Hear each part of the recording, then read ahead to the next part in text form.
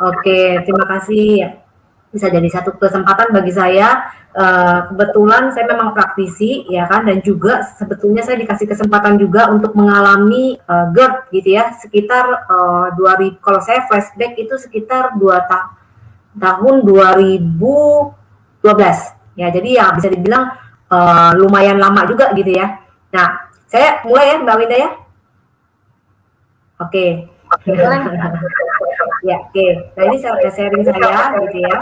Jadi tahun 2012 saya kena GERD gitu ya. Nah, awalnya saya tidak curiga ini penyakit, maksudnya dalam arti yang seperti berbahaya seperti itu gitu ya.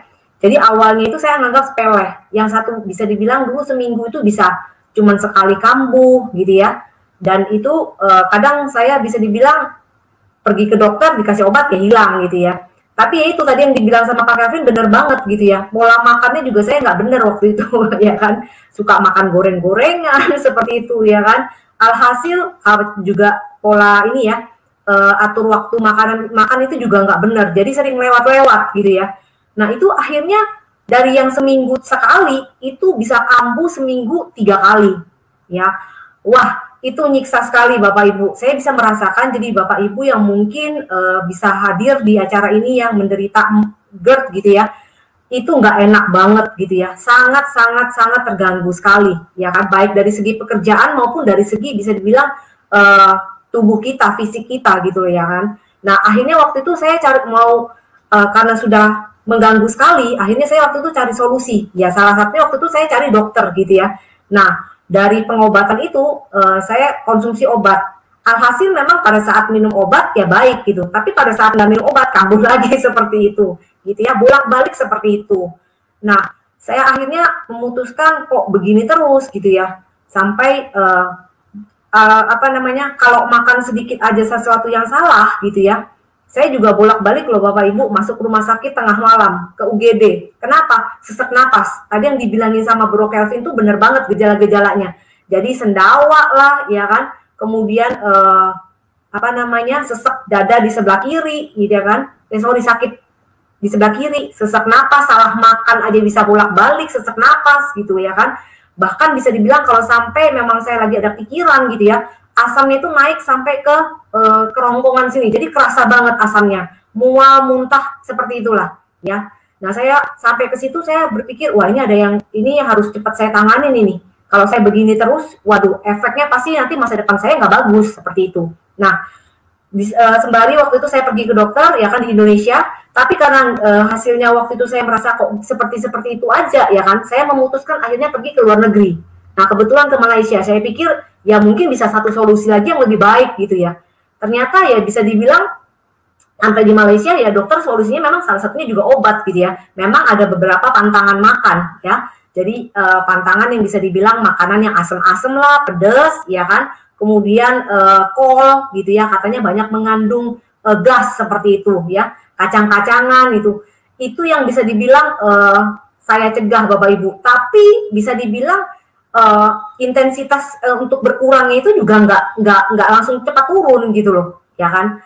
Dan bisa dibilang contoh kayak makan minum yogurt gitu ya, itu bisa bolak-balik saya ke UGD lagi gitu ya kan. Nah dari situ akhirnya saya cari solusi lagi ya kan. Kalau begini terus ya kan, selain bolak-balik ke ke Malaysia juga nggak murah Bapak Ibu, obatnya juga nggak murah ya kan. Kebetulan memang saya juga nggak suka terlalu sering minum obat gitu ya, karena saya mikir untuk efek jangka panjangnya juga seperti itu ya kan. Nah saya mau cari solusi yang bisa dibilang yang alami ya kan, yang tapi bisa dibilang memperbaiki dari dalam. Nah kebetulan sekali gitu ya, jadi saya tahun 2012 kenanya ya kan, di tahun 2013 gitu ya, saya nggak mau lama-lama Bapak Ibu, tapi dibilang lama ya lumayan ya, 1 tahun juga gitu ya kan. Nah dikenalkan dengan satu produk gitu ya, nama Alphameta, tadi yang dijelaskan oleh Bro Kelvin gitu ya. Nah kurang lebih jadi saya dijelaskan ya kan, bahwa terbuat dari ekstraknya kulit arinya beras merah ya kan. Nah di situ saya lihat, oh ini bagus nih ya kan, fungsinya adalah untuk memperbaiki sel. Nah akhirnya di situ saya coba ya kan, kurang lebih saya rutinin selama 3 bulan Bapak Ibu. Jadi memang dibilang di awal gitu ya, ikutin ya kan prosesnya, untuk detoxnya prosesnya 3 bulan ya. Nah, kemudian selain daripada Alpameta, saya juga mengkonsumsi air daripada yang namanya Alpaspin. Nah, ini bagus banget Bapak Ibu ya. Jadi bisa dibilang kalau Alpaspin ditaruh di dalam air ini mengandung yang bisa dibilang air oksigen ya, karena 70% 80% tubuh kita terdiri dari cairan. Kalau kita minum air oksigen ternyata kan pasti harusnya lebih bagus gitu ya. Nah, jadi ini saya bawa kemana-mana Bapak Ibu, bawa ke luar negeri pun saya selalu bawa ini ya kan. Nah, kebetulan juga saya juga ya kan ada senternya Bapak Ibu seperti ini ya. Jadi waktu sakit ya kan, kalau kondisi lagi nggak enak, sesak napas dulu ya, saya selalu taruh di posisi sebelah sini ya kan, saya tempelin seperti itu. Bener loh Bapak Ibu, di tahun 2013 ya, sejak saya konsumsi ya kan secara rutin, dan saya merubah pola hidup saya ya kan. Tentunya kita juga merubah pola hidup ya Bapak Ibu ya, dari pola makan ya kan, terus olahraga gitu ya. Itu sembari saya juga mengkonsumsi Alpameta. Jadi kalau bisa dibilang Alpameta ini sudah jadi pola hidup saya gitu ya. Jadi sampai sekarang dari tahun 2013 sampai tahun 2021 saya nggak pernah lagi Bapak Ibu bolak-balik masuk rumah sakit. Puji Tuhan untuk itu ya, saya bersyukur sih gitu. Dan itu alhasil jauh lebih murah Bapak Ibu ya kan, dibandingkan saya sekali pergi ke luar negeri ataupun di sebelah sekali juga, ini juga jadi satu pengeluaran yang besar seperti itu ya kan. So saya bersyukur sekali sih dari Alpameta maupun juga Alpaspin ini sangat-sangat membantu terutama di masalah GERD saya.